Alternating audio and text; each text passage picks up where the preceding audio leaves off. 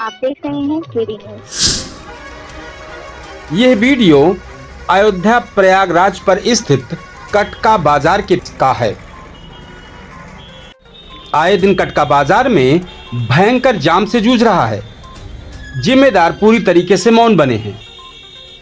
स्थानीय लोगों का मानना है कि जाम की मुख्य वजह सर्वप्रथम बाजार में सड़क तक अतिक्रमण, चाहे वो पटरी गुमटी हो चाहे सवारी गाड़ियां हो, बेतरतीब ढंग से खड़ा कर सवारी भरना, साथ ही मैंग रोड से बड़े बड़े डंफरों से कई गाड़ियों का मिट्टी ढोने का काफिला निकलना और बाजार के आगे सेमरी मोड़ के पास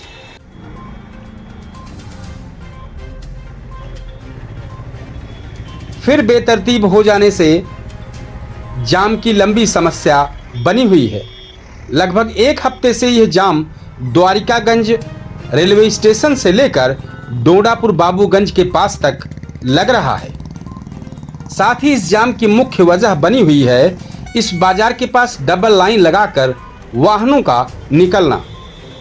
इन सब समस्याओं पर अगर पुलिस और साथ ही इस पर चलने वाले मुसाफिर ध्यान रखें तो इस जाम से मुक्ति मिल सकती है।